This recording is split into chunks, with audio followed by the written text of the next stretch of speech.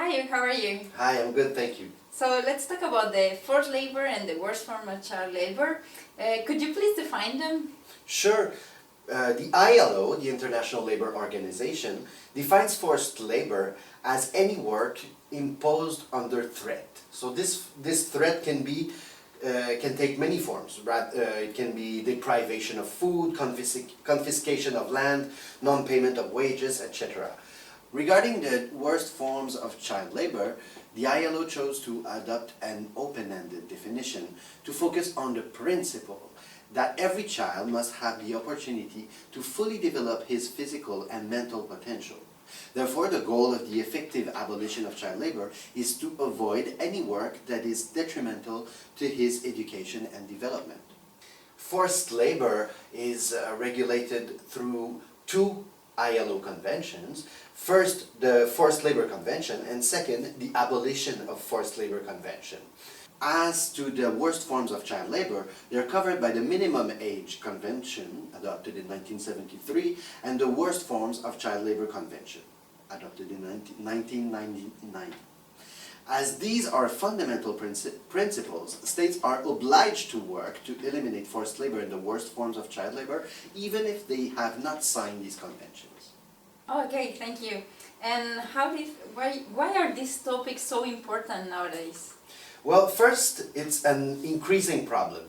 The ILO estimates that 21 million people worldwide, including 4.5 million children, are working under conditions of forced labor.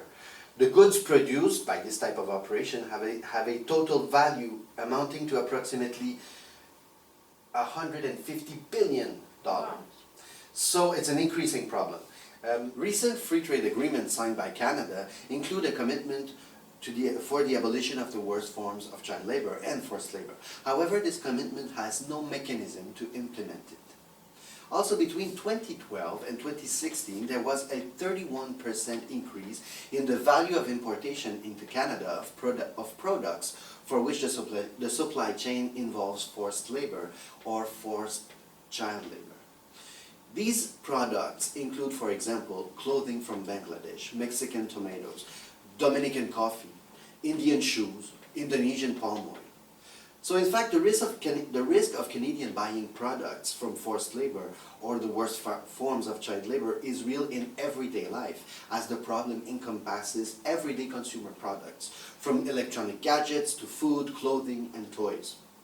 However, this commitment has no mechanism to implement it. So Canada is presently trying to find a way to answer this increasing problem. Although the laws enforced in the country prohibiting all forms of forced labor and the worst forms of child labor are generally well enforced domestically, the complexity of the supply chain resulting from globalization makes it increasingly difficult to ensure that no such forms of forced labor are used throughout the supply chain of the products available on the Canadian market.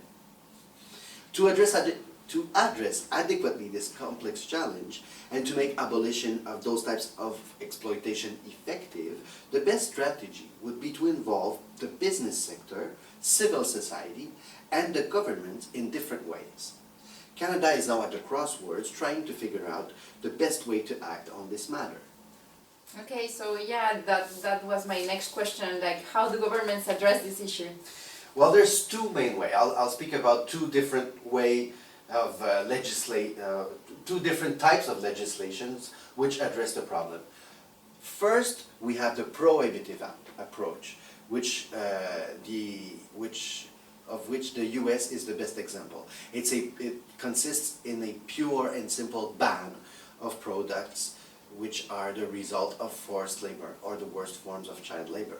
The second type of legislation regards due diligence. Rather than imposing a strict ban, other jurisdictions chose to seek to force importing companies to exercise due diligence.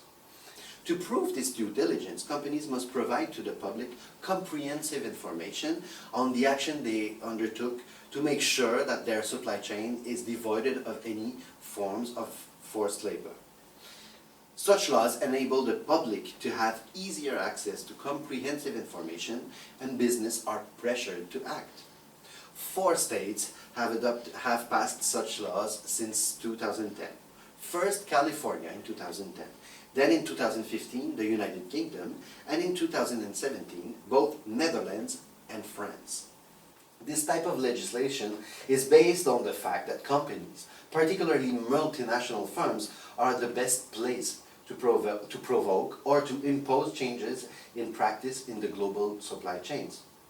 Also, this type of legislation tends to improve corporate responsibility because companies are able to bring incentives to their contractors on the field for them to change their practices on the ground rather than flee from such problematic contractors, which would leave the workers still working in appalling conditions. So ideally, Canada would make best of both worlds by adopting a law combining the ban, which is the punitive approach, and due diligence, which is the preventive approach. The ban has the advantage of involving both the government and civil society in a great way, whereas the due diligence has the advantage of taking the advantage of the business sector, which is a preventive approach. Okay, so clear, crystal clear. Thank you very much, Hugh, for this informative. Thank you.